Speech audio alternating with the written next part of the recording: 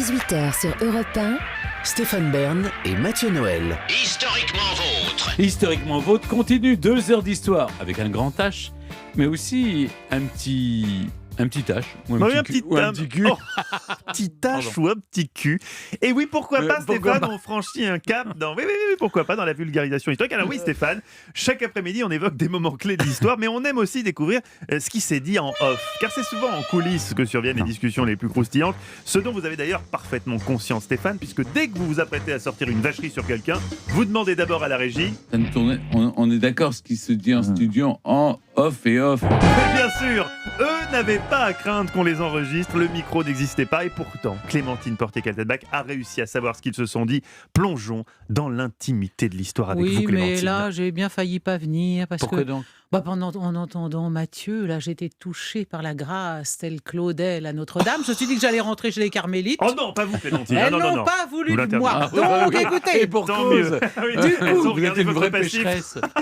du coup, je vais évoquer pour vous un drôle de paroissien que Stéphane connaît très bien. C'est son ecclésiastique Oui, préféré, bien oui. sûr. Hein. L'abbé Dubois. Qui n'était pas de bois. Certes, alors Saint-Simon, en son temps, trempa sa plume dans le vitriol pour nous décrire ce Dubois machiavélique. L'abbé Dubois était un petit homme maigre, effilé, chafouin, à perruque blonde, à mine de fouine. L'avarice, la débauche, l'ambition étaient ses dieux. Suivent différents noms d'oiseaux, fripons, sacre. Alors sacre, quand on dit sacre au C'est XVIIe, pas une insulte. passez-moi l'expression, messieurs, je C'est vous, quoi je vous prie, ça veut dire sacré baiser. Hein. Bon. Ah, sacre tout court, ça veut Ah oui, dire ça sacre, c'est sacré baiser. Génial, Donc, ça. ite missa est, la messe est dite pour l'abbé Dubois.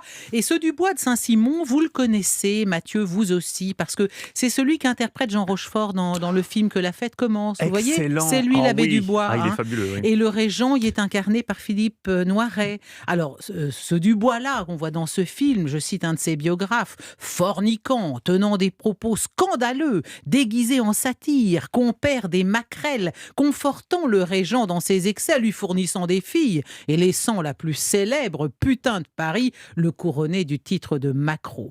En fait, l'abbé Dubois est jalousé pour son influence à la cour, son influence sur le régent. Et il est dépeint par ses ennemis comme un foutriquet de la pire espèce qui flatte son élève, nous dit Saint-Simon, du côté des mœurs pour le jeter dans la débauche. Mais en réalité, quand on connaît un petit peu Philippe d'Orléans, on sait qu'il n'a pas du tout eu besoin de Dubois pour adorer les femmes. Il a perdu son pucelage à 13 ans. Hein, et Joli. puis, c'est l'abbé Dubois qui a bien du mal à maîtriser l'appétit sexuel de son élève. Le suit-il dans ses escapades? Sans doute, puisqu'il le suit partout. Au demeurant, l'abbé Dubois, n'ayant reçu que la tonsure, lui-même n'est pas prêtre. Et donc, il n'a pas fait vœu de chasteté. Et il aura même une maîtresse attitrée.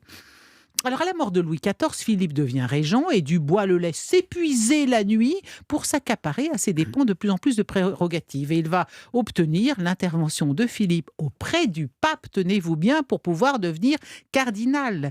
Et le régent Persifleur lui aurait lancé « Dis donc, profite de l'occasion pour te faire baptiser ». Pour Dubois, l'heure de gloire est arrivée. Il lui faut toutefois satisfaire 2 petites formalités quand même. D'abord faire annuler son mariage, parce qu'il avait bel et bien été marié. Puis seconde formalité, tout de même devenir prêtre. Ça serait pas mal avant d'être Détail. cardinal. Et c'est cette cérémonie qui inspirera le fameux aphorisme « Le pape est un fin cuisinier qui sait faire d'un maquereau un rouget parce que c'est la pourpre cardinalesque naturellement. » Alors à la cour, on est absolument suffoqué. En attendant, l'abbé Dubois, maintenant cardinal, vit son apothéose. C'est lui qui organise le sacre de Louis XV le 25 octobre 1722. Il se tient, ainsi que le régent, auprès du jeune roi. On imagine la tête des courtisans.